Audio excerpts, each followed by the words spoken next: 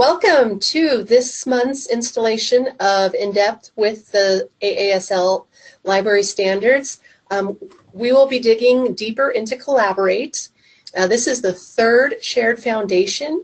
I'm joined here by Jennison Lucas. She is a Wyoming school librarian as well as an AASL affiliate for Wyoming and the chair for the AASL Standards Implementation Committee. So we are very honored to have her here to continue going through the standards.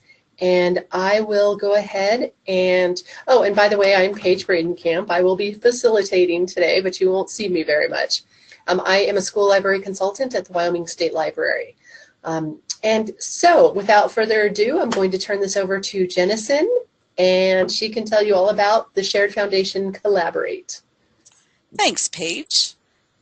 All right, so as we get started, I want to click back to here. As we get started, I just wanted to put in a disclaimer that I am now the chair of the Standards Implementation Committee for AASL, but none of the work that is represented in this webinar is stuff that I've been working on personally and my own ideas about the standards. It is not to be reflected of this is an official AASL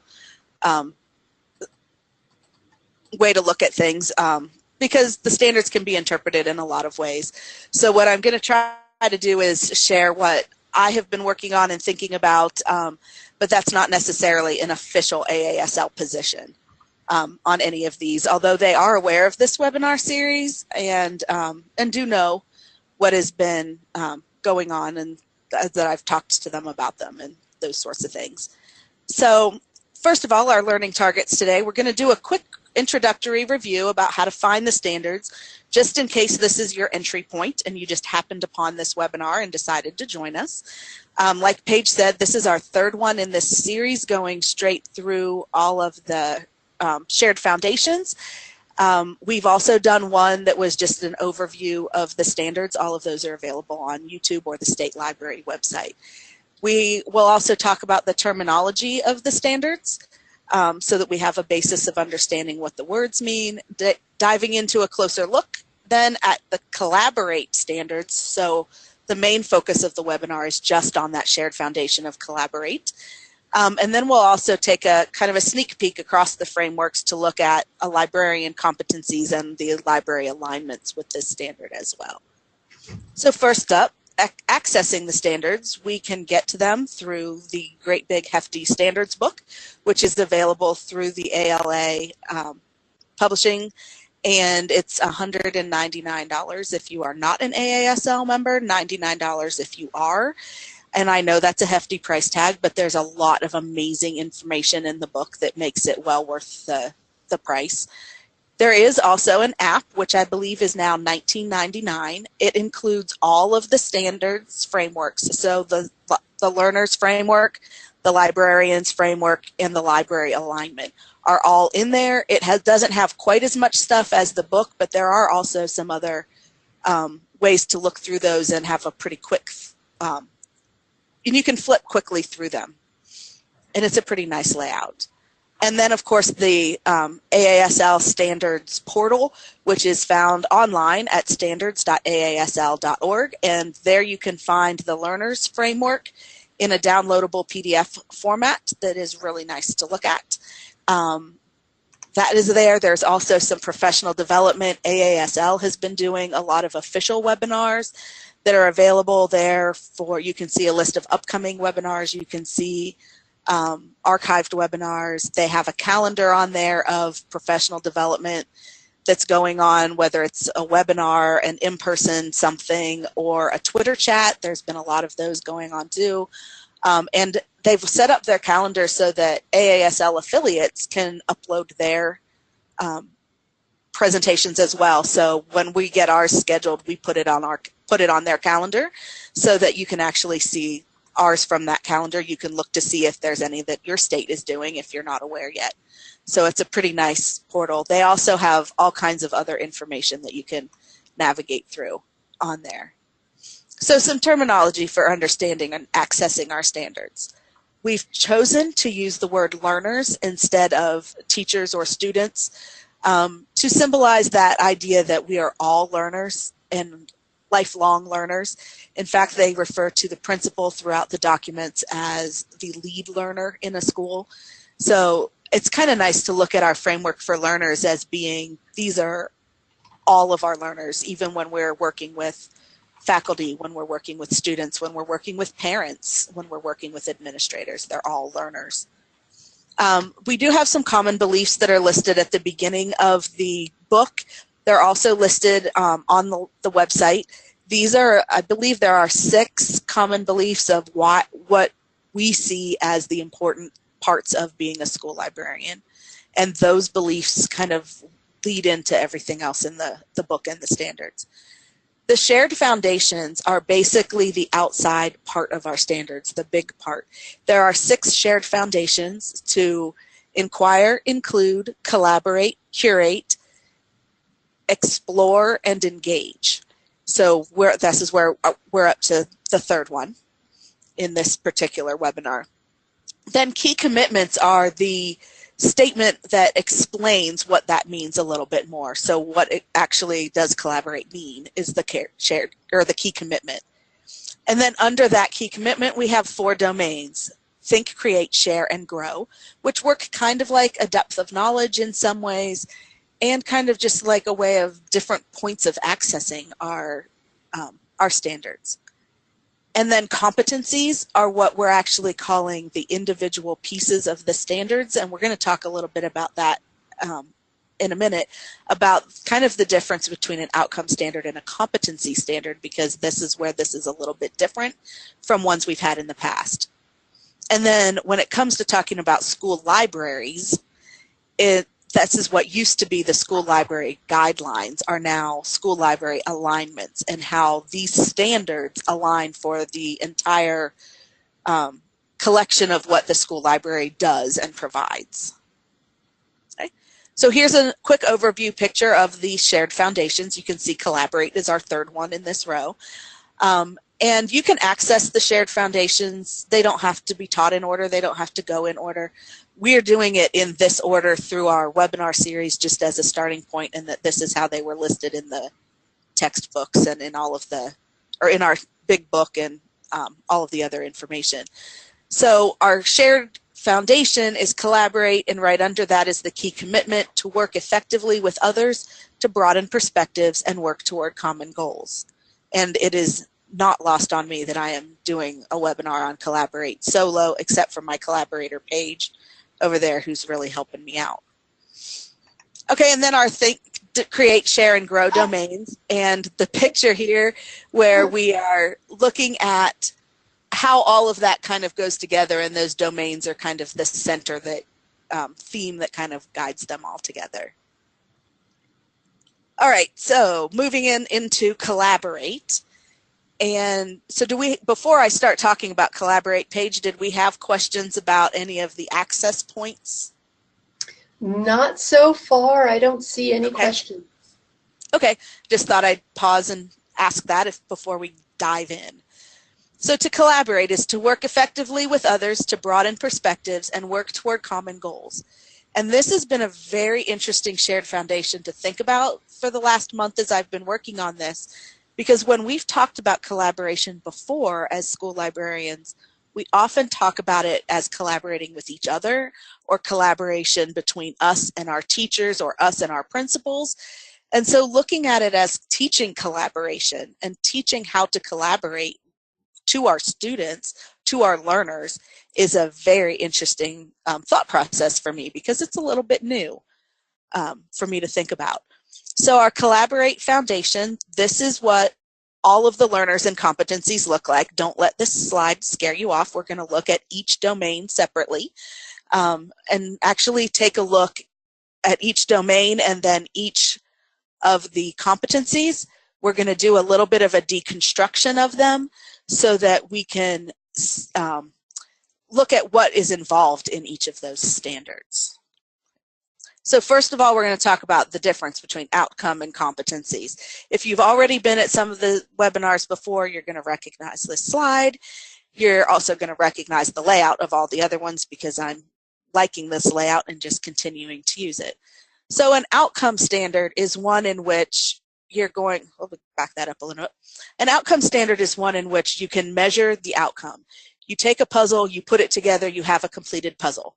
And every time that you put it together, it's going to still be that same puzzle. Okay, so there are steps that you can teach somebody that will get you to the desired outcome. Our standards are more of competency standards, which I think of a little bit more like Legos, because you can learn how to put Legos together. There are some specific ways that you can put a Legos together.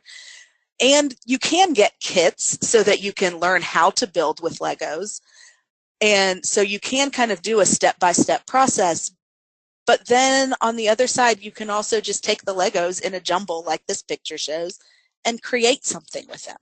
And you have all of the pieces and parts that you need to create yourself. And what a kindergartner creates with their Legos is very likely to be way different from what a senior might create with their Legos. And I am absolutely convinced that seniors will still play with Legos if you put them in front of them. And even in a kit or not in a kit, to be able to take all those pieces and put them together. And that's one of the things I think is a powerful part of our new standards. All right, so let's take a look at Collaborate Think domain. And we have the competencies listed at the side that the learners will identify collaborative opportunities by demonstrating their desire to broaden and deeper understandings, developing new understandings through engagement in a learning group, and deciding to solve problems informed by group interaction. Now, deconstructing a standard really means taking a look at that competency and thinking about what are all of the pieces that you might need to know in order to be successful at that. And so taking a look and maybe breaking it apart before my students or learners can demonstrate their desire to broaden and deepen understandings, they're going to need to know a few things. They're going to need to understand that learning is social. Okay? They're going to need to understand that everyone comes from a different perspective. Even if we've all been raised in the same town, we all have different families, different backgrounds. They need to recognize that one doesn't know the whole. So one person or know the whole story or answer. One person is not always going to be right. And unfortunately, a lot of times when we're working in groups, we see that one kid who insists that they're always right, or that one adult who always insists that they're right and nobody else really gets a chance to participate. So part of that demonstrating a desire to broaden your understanding is to recognize that somebody else might know something that you don't yet. Okay? And then developing new understandings through engagement in a learning group is part of seeking input from everyone in a group. Don't wait for until somebody steps up and says something. Making sure that that quiet person who's sitting aside and just listening gets a chance to talk. Understanding the difference between consensus and a democratic vote. And I put democratic vote in there because I could not for the life of me think of what the other word for consensus, that opposite of consensus might be. But that idea that everybody has to agree on this, or we have to have some way of coming to a consensus and make sure everybody's input is heard, not that I like this, you like this, but you don't, so you're outvoted, and we're going to do this. Because then it feels like there's not actual inclusion, which is what we talked about in the last webinar. And then making sure that you're participating in group work instead of independent work. We also have kids that would prefer to work on it by themselves. I was one of those kids because I didn't want to do other people's work for them. And I didn't always get along with kids in my class, so I wanted to work on it and do it on my own. So making sure that we do that participating in group work. And then deciding to solve problems informed by group interaction is making sure we have input from all group members, and even considering the possibility of multiple answers. That maybe there's not one right answer. Maybe it's not the answer. Maybe it's other answers or other things that we can try. And so having all of that be things that we could actually teach separately to get to those competencies. Okay? And then what does this look like? Oh, come on. There we go. Collaborate Think looks like different things at different levels. In kindergarten, it might look like offering input to ask or answer questions. So if I could add to something, or I could offer to ask a question about that topic, create common KWL charts. So maybe even doing something together as a whole group to show what the process looks like, but allow that interaction. So what do we know about fish? And then make a list. This is all this, look at all the stuff our class knows about fish. Now, what do we want to know? And do it as a whole group, and making sure to model getting input. Also, group learning and problem solving activities, small groups sitting at a table and you have puzzles to put together, or Legos and you're told to build something specific, and let them see how to interact and how to do that, and guide them into asking for input from the quiet kids, and making sure that they learn to say, well, wait a minute, what about if we tried this? And that can start as young as kindergarten. It's also part of learning how to share and interact with each other, because that's a big, big part of collaboration. By 5th grade, it should get a little bit deeper. We should be seeking input from others, making sure that whoever's in our assigned group, we get information from. I have a setup in my classes that students have a chance to spy on another group, so that they can talk about it with their group and then send somebody to a different group for 2 minutes to see what they're doing and see if they can bring that input back to their group. We're still working out the kinks on how that works, but it's kind of a nice option to be able to say, oh, wait, maybe our group doesn't even have the answer. Maybe we can go somewhere else. Actively listening to different views is really hard. It's hard for adults, it's hard for kids, that it's not just it's your turn to talk, but that I also have to listen, and actively listen and try to consider your point of view, and listen to what you know, because you might know something that I don't, and be able to share that. Understanding that working together can provide a better product. A lot of kids think that when they're working in a group, they'll just let the smart kid do it because they're going to be better. And that's not always how group work should work. And as librarians, as teachers, we need to be guiding them to show them that you might think that it's going to be good if the smart person, quote unquote, smart person in your group does the work, but then you're going to miss these perspectives, because look at what you guys have to say about that. And you're just as smart in this particular topic. And then to seek everyone's opinion and try to incorporate them into an answer. So right now, I have some 5th grade groups who are working on a PE project, so a physical education project, and they're researching different sports. And today's activity was that they had to answer the question of, should their sport be an Olympic sport based on the actual Olympic committee criteria. So they had to be talking about, well, the Olympic Committee looks at the history of the sport and how popular it is and how much it costs. Those are 3 of the categories. And so where does that look like in our sport? And some of the kids had different opinions on their sport. Some of them said, well, I don't think our sport is very fun to watch. And others said, yes, it is. And so they were having that kind of conversation and making sure they got everybody's opinion, because they had to decide as a group whether it, yes, should be an Olympic sport or no, it shouldn't be, and then back that up with some evidence from what they were learning about their sports. Okay. Moving into 8th grade, we should be, of course, getting a little deeper because we're a little older. Know when to reach consensus and when to do part of the whole.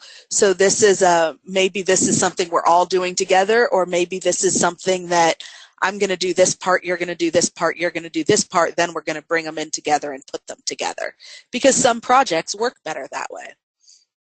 Considering ways in which to include multiple perspectives. Maybe you're not going to include all of the perspectives on every page of your website or every paragraph, but you'll have a paragraph explaining each different one or something like that. And then also involving many people in the problem-solving decisions. So maybe by 8th grade, you're looking outside of even your small group and saying, let's get input from other people.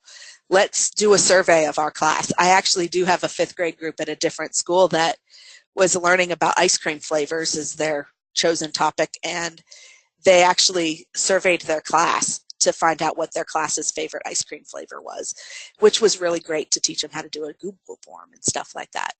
But they definitely went outside of their group to try to solve their question.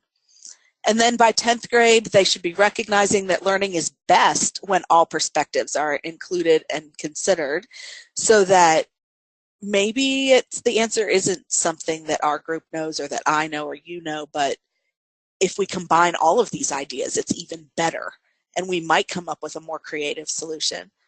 Seeking to engage with information and people from different disciplines. So maybe that science project isn't all science. It also involves some social studies. It also involves some literature, and maybe we can kind of gather all that together and make a better project through that.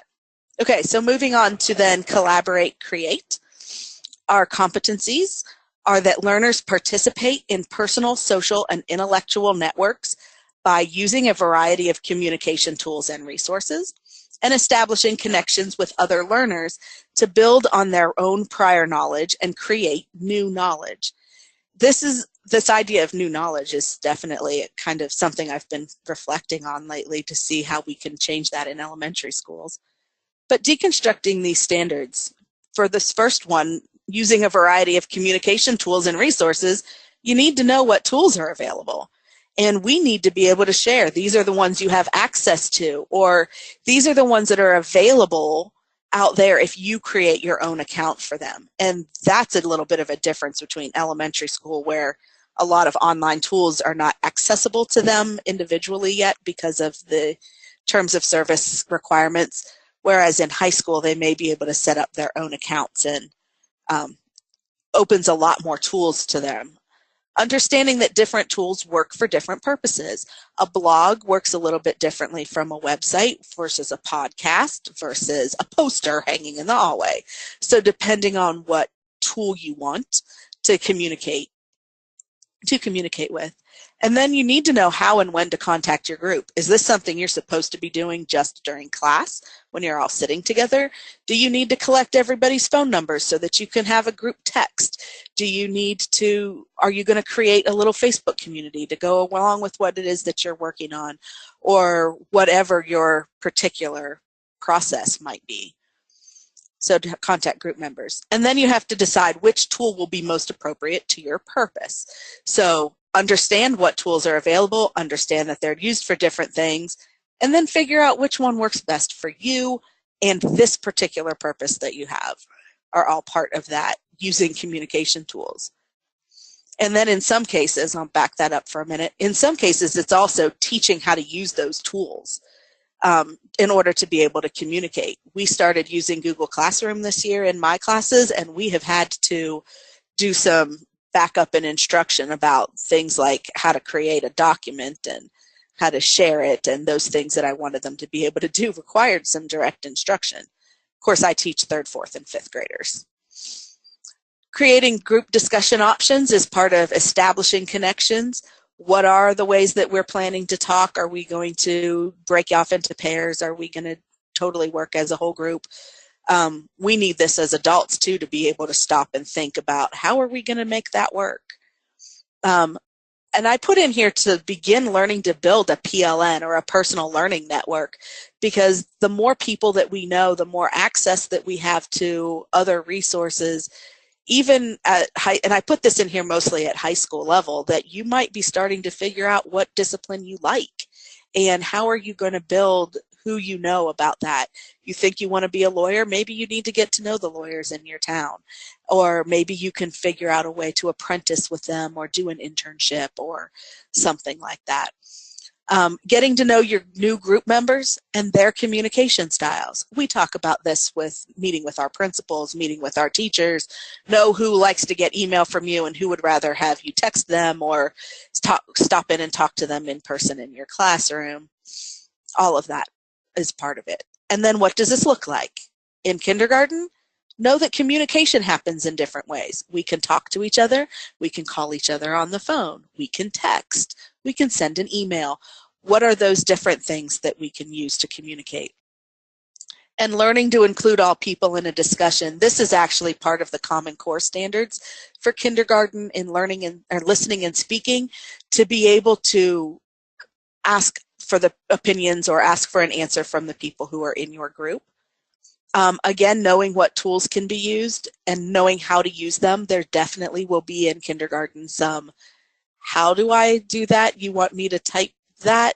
Where do I go to click that? Any of those things. And then just getting to know the people in their group and in their class. In 5th grade, knowing that communication can happen in different ways. And by 5th grade, there may be more ways that they can communicate, knowing more ways that they can communicate inside and outside of school. Learning how classmates communicate. Maybe they do something differently from what you do. Understanding proper uses of various communication tools and when to use them. There are certain things that probably shouldn't happen through Musical.ly. For instance, that app has a social feature, but that might not be the best way to talk about your social studies project. And one of the things I was thinking when I added this in is that by 5th grade, we really need to be teaching about and trying to figure out how to enforce, at least at school, that digital communication and digital citizenship, that there are certain ways that you talk when you're online and ways that you should not talk while you're online, and that making sure that we're using it appropriately. I have a couple of ways in my classes where students can communicate back and forth, either like through Google Classroom or through Classcraft. They have some places where they can talk back and forth, and trying to get them to understand when to push reply and when to add a new comment, or is part of that proper use. And then what is okay to say in this environment and what is not okay to say in this environment. If we have a chat link going about how to do a particular activity, that's not the right place to say, hey, hi, you want to play football at recess? So understanding what the proper way of doing that is. By 8th grade, we should be engaging in different ways of communicating and connecting with others.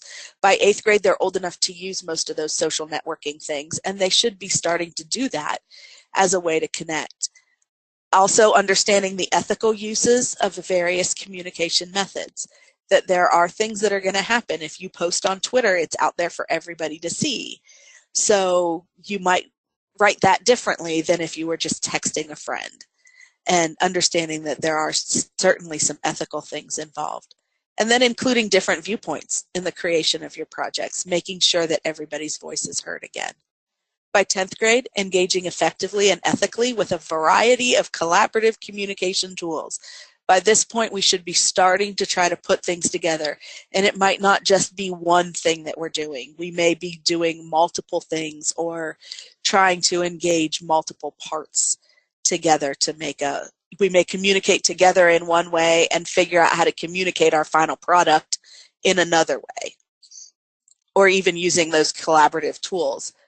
Begin creating a personal learning network relating to personal or curricular interests. Knowing, hey, I know which student in my class is really good at math. So when I have a question about that or putting this graph into my project, this is the kid that I go to, or this is the kid who really knows how to create spreadsheets. That's who I need my help from this time. And that's a pretty important life skill, to be able to kind of scope out who can I go to for help when I need it. Okay, moving to share.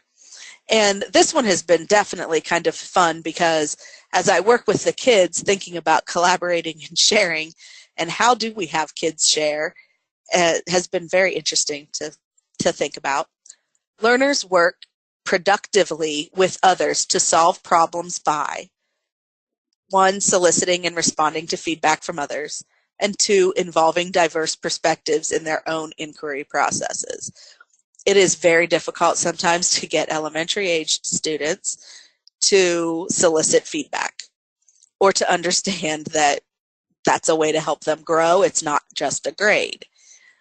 And involving different perspectives in an inquiry process. I have a lot of kids who think that if they know anything about the topic, they know everything about the topic, and then they don't need to hear what somebody else has to say. So this has been definitely an interesting thing to reflect on. So deconstructing that, soliciting and responding to feedback from others means that we have to be able to ask relevant and probing questions. We have to practice active listening skills. We have to consider asking questions of people who we know will disagree with us.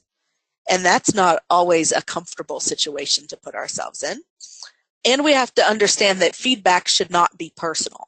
So when you tell somebody, if you are being solicited for feedback and someone says, hey, can you tell me what you think? Saying, well, that really stinks is probably not the best feedback. Or, why are you so dumb? Not really constructive feedback. But, hey, have you thought about this? Is. So teaching kids that kind of language and how to work with that. And then accepting that feedback is given to improve learning. Instead, it's not a personal attack on you. It's a, I think it would be better if. Not that it's bad now, but it could be better. And then for involving diverse perspectives in their own inquiry processes, we're going to include all perspectives in the research process, seek out ideas that are different from our own, not always easy, and active listening is very important there. Recognizing echo chambers, and kind of, I'll add this on too, that learning inquiry strategies to combat those technological algorithms, that if I type in health and chocolate into a Google search, it's going to give me all of the ways that chocolate is healthy because it thinks that that's what I want to know. And figuring out how to go and find out how it's unhealthy and making sure I get all of the sides of that story. And understanding, even at the older levels, that we really, if you're looking at what news comes to us through Facebook and through Twitter, it depends on who we follow. And if we only follow people who have like minds to us, we're going to miss part of the story. And unfortunately, that even shows up in our regular searches, that the algorithms for search engines will bring up what they think that we want based on other things that we've searched for. And so we have to be aware of that and be ready to combat that. And that's part of understanding this whole process too. Okay, it doesn't, there we go. Was just taking a little time. So collaborate share looks like, at kindergarten, asking relevant questions to further a conversation. Anyone who has ever had a conversation with a kindergartner knows that it can be a little bit of a challenge. Hi, I really like your dress today. Thanks, I have a puppy. Doesn't necessarily go together. We have to teach that. They're still learning that skill. Taking turns in talking and listening. And teaching how to listen. I know I have a 4.5-year-old. Listening is not his strongest suit. We do a lot of trying to slow him down and tell him that we're not talking about talking pizza today. We're talking about gorillas, and get him back onto the task with us. Otherwise, we get lost in his thought process. Learning active listening skills is part of that. Like I said, by 5th grade, we should definitely be asking relevant and probing questions to get active participation. So asking questions that go along with what the presenter is saying, trying to go deeper, learning how to ask those deeper questions. Using active listening skills, making sure that all students in a group have participated. And by 5th grade, they should be able to do that without the teacher actually standing over them. And trying to get them to consider all perspectives. I had an amazing conversation with a kid a couple of weeks ago who was complaining about the new Ghostbusters movie, of all things, and was complaining that he didn't think that the jokes about the male secretary were very funny. He liked the older version better, and we had to say, well, they're kind of the same jokes, just, changed up a little bit because of who the characters are. And he really had a funny look on his face, like he hadn't made that connection yet, even though he'd seen both movies. So it was very interesting to try to force that a little bit. And really, have you thought about? By 8th grade, asking relevant and probing questions to promote active participation so that we're, again, trying to include everybody. Actively listening, including information from all team members so that, okay, we heard from you, but we're not going to include that in our final product because of whatever reason. We want to make sure everyone is included. And notice that we have already talked about include in a previous webinar, but it's still coming up because that's part of collaboration as well. Considering alternative perspectives, maybe even going out of our way to think, what would the other side of this story be? How can we go and look at it from somebody else's perspective? Who would be the person who would look at this as a completely opposite way from me? 10th grade, actively listening and question while promoting participation, kind of just more in depth of the same. Including as many perspectives as possible. Maybe doing a survey of the whole class, the whole grade level class, and saying, you know, we want to see what everybody has to say about this. Consider ways to access diverse perspectives. And if everybody here seems to think the same thing, how do I find somebody who thinks differently? How do I really stretch outside of that and find somebody who thinks a completely different way from me? And then acknowledge that feedback is necessary to learning. And really that one probably could be part of all the way across and looking a little bit differently at each grade level. But understanding by the 10th grade that you actually want to seek out feedback before you're turning things in and saying, oh, this is how I'm going to learn from it. I happened to see a video that I think it came across a Facebook feed a couple of days ago where they were talking about tests and life, and that at school we learn and then we're tested, but in life we are tested and then we learn. And it really kind of hit me about thinking about that and and I could not tell you what the video was. It just kind of went right past me. So I'm sorry I can't effectively cite that. But it was definitely an interesting thought to think of, what are we preparing our students for? So then collaborate, grow. I love the grow domain because it makes it feel like this is such a lifelong learning thing. Learners actively participate with others in learning situations by actively contributing to group discussions and recognizing learning as a social responsibility. Deconstructing that means to actively contribute, you have to recognize that one person won't have all the answers. And that is both the person who might be the one who dominates the conversation and the person who's not likely to speak up. Both of them have to acknowledge that one person won't have all the answers. And that actively contributing means that even though I'm an introvert, I may still have to speak up and say what I want to say. We need to come to our discussions prepared with evidence as another part of that. If we're prepared to say, this is what I think and this is why, we're more likely to be listened to, and it's a little easier to do the conversation. Use strategies to ensure participation by all. So we talked in a previous webinar, I know, about talking sticks and ways like that to encourage that inclusion and participation. This is another spot to put that in. Oh, and then considering alternative perspectives. And then for the second one, recognizing learning as a social responsibility, recognize that learning is social, that we're going to learn in a group, not necessarily always by ourselves. And that's I'm going to back that up. That's a hard one for me because I am a very independent person. Understanding that learning is social is hard for me because sometimes it's easier for me to sit and read a book about it or just like do my own thing, and having to actually stand up and talk about it is difficult, which is one of the reasons I'm actually doing these webinars, because this is my way of being able to share my thoughts, even though I know this is a little bit one-sided and not very collaborative. All learners have a responsibility to participate. So everybody needs to know that they have a responsibility. It's not okay for me to sit back and let the talkative people do the whole project or the artistic people do everything. I have to step up and provide my part. Understanding that more perspectives equals better learning. The more that I know about a topic, the better I'm going to be in order to express my opinion.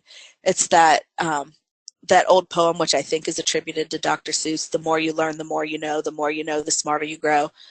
And it's all of that, having all of those pieces. And then employing problem-solving strategies for disagreements is part of this. And I stuck this under grow. It probably could have been in all of them, because we're not always going to agree. And what do you do when you don't agree? What happens? Do you just shut down and therefore choose not to participate? I have a 5th grade group that really wanted to, their personal inquiry that they wanted to do as a group, all but one of the kids wanted to do it, and they wanted to prove how powerful God was. And we have a kid in that particular group who didn't believe in God. So we were trying to figure out how to get to the root of what they actually were trying to look at. And what they really wanted, after a lot of reference conversation, is that they wanted to be able to go back and look at artifacts, like things that people find in archaeology digs, and see how that proves what happened in the past. We finally kind of got them to that idea and kind of stretched that out a little bit so that it was a little bit not exclusive of that particular student in the group. And so we had to go through some problem-solving strategies in order to be able to do that and figure out how to make it so all of the students in the group could participate. And then we have to be able to acknowledge and abide by rules of communication, what in my school district we call norms. It may be called something else in your school district, or maybe not. But we have sets of norms for faculty meetings, for professional development, and they're just the agreed upon list of, this is how we're going to make sure that everybody participates, that everybody's opinion is respected. We're not going to use bad language when we talk to each other, things like that. And collaboration grow looks like, in kindergarten, working in small groups, sustain conversations with related questions and comments. If we're talking about recess, we probably shouldn't be talking about the pets that are at home. Seeking help from peers. And a lot of teachers will put this situation in, that they will have, during reading groups, you ask 2 other people before you come to me, so that you're trying to get help from your peers before you interrupt the reading group, kind of thing. But that starts in kindergarten.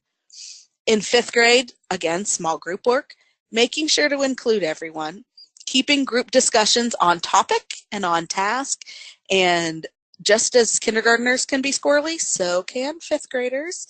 It's definitely interesting to watch them try to work together on projects when 2 of them are still trying to discuss what was happening at recess. Coming to group work sessions prepared with ideas or with their work completed. So if it's time to be working on this, if not everybody is up to speed, how are we going to get all of our group members to be on the same page? If there's a group that somebody who wasn't there to work on something, how are you going to get them back in the loop so that they can keep going and keep working with you? And then using polite conversation norms, talking to 5th graders about the right way to give feedback, the right way to acknowledge somebody's ideas without hurting anybody else's feelings, that sort of thing. And how to get themselves back on task without necessarily having to involve the teacher or say anything mean. By 8th grade, we should be seeking out others to collaborate with who might not have the same perspective. So maybe not choosing to work with just our friends on a project. Using polite conversation norms to hear all perspectives. Problem-solving disagreements should be starting to happen on their own without teacher help by 8th grade. Including multiple perspectives in the solutions and saying maybe their solutions have multiple parts. In 10th grade, actively seeking alternate perspectives, using conversation norms, problem-solving disagreements in a polite way, and focusing on learning from multiple perspectives for better understanding, so that we really are trying to see it from as many sides as we possibly can. Okay. And then as an overarching thing, collaborate looks like being able to work together and reaching out and talking about it and working with those sorts of things. And then that learning together part is really fun. I am in a process right now where I'm doing a co-teaching unit with a teacher, and the students are going to be doing a mock trial about the Boston Massacre. And so today we were working together to have them audition for the parts they're going to play, because the way that they do their research is going to depend on whether they are the prosecuting attorney or the defense attorney or the witness or on either side, or just a member of the jury, because they'll need to have some background things. And so just being able to talk about that and think about things together and learning that way together is fun for me as a learner, and my co-teacher and I were talking about the fact that neither of us seem to feel like we're up to par on this, that we're not experts on the Boston Massacre. We're going to be learning this right along with the kids, and we're not really sure how to teach the kids how to be a courtroom. And so there's all of these parts of that that we're looking at. And it was fun for us to just stop and actually have that conversation as we collaborate and say, this is going to be fun to learn. We don't know whether it's going to work or not.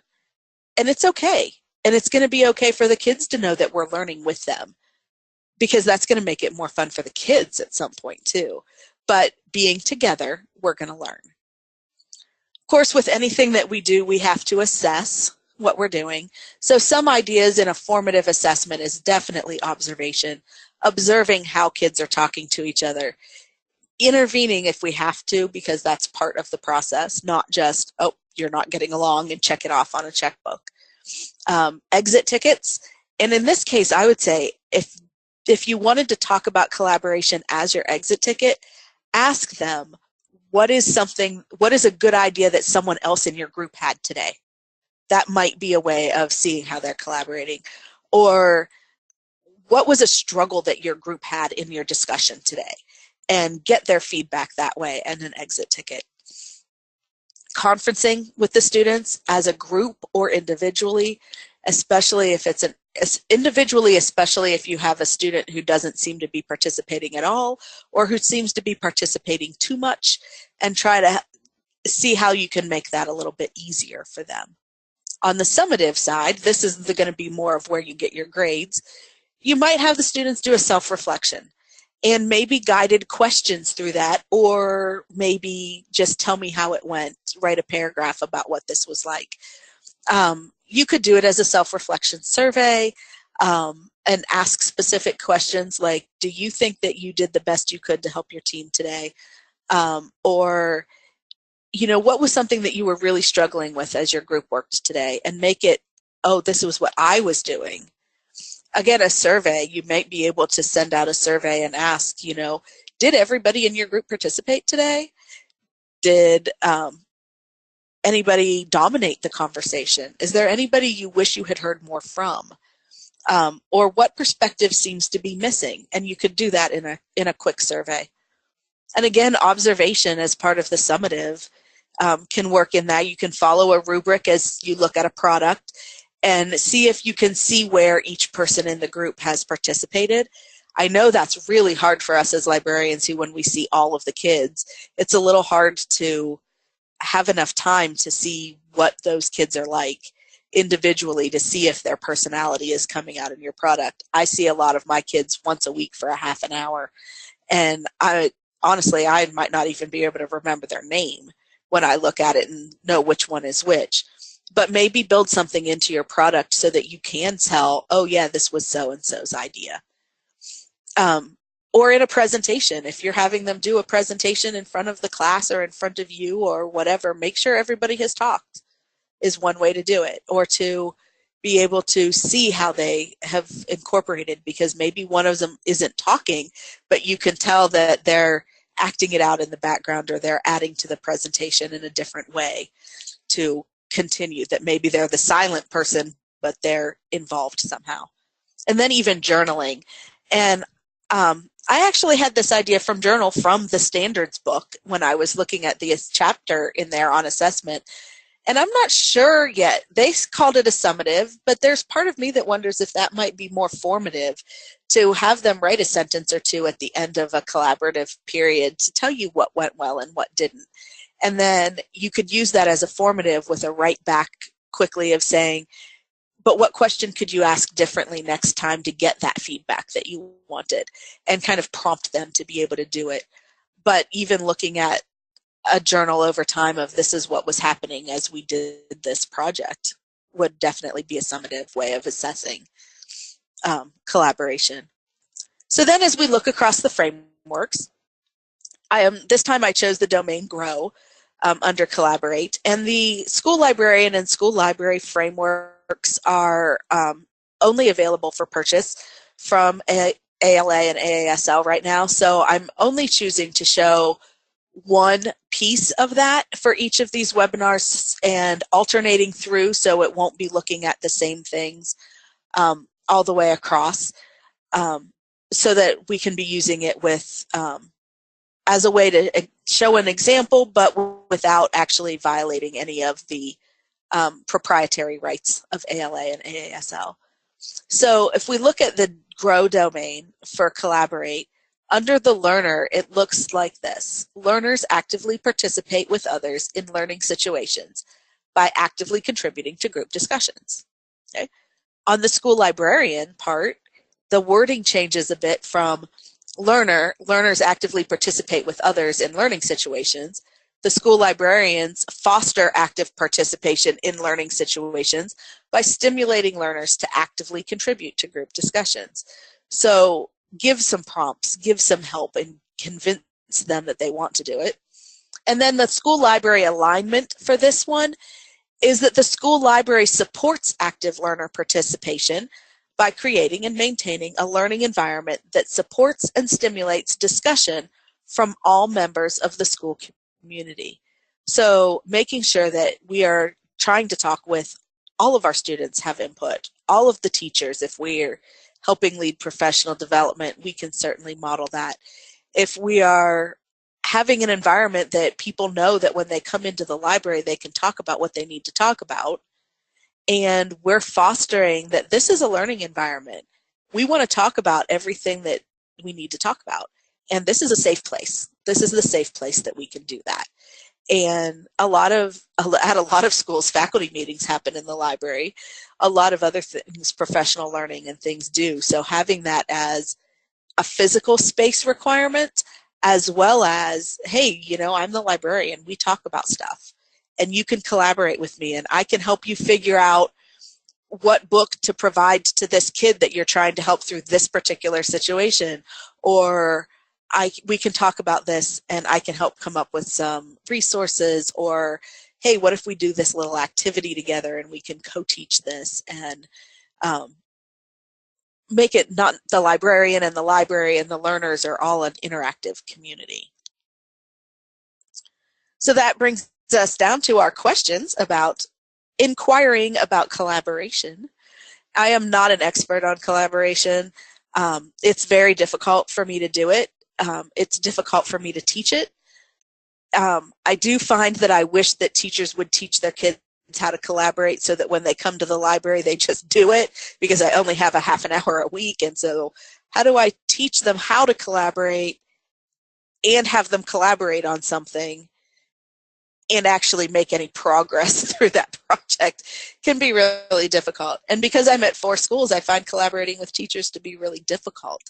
I try to, but when you're not at that school every day for the project they're doing, it's really tough to kind of pull that in. But it's so important. And there's so much that in the real world we collaborate on everything. So no matter what job our kids have, they're going to need to work with other people. And so we need to make sure that we are part of teaching them how to do that. And where better to do that than the safe space of our libraries? So questions? Well, I'm not seeing any questions or chat. So if you need to get in touch with either me about the video recordings or Jennison about anything she has talked about today, the last few months, or anything in the upcoming months as we continue to provide these webinars, there's information. And again, thank you for joining us today, and hope to see you next month.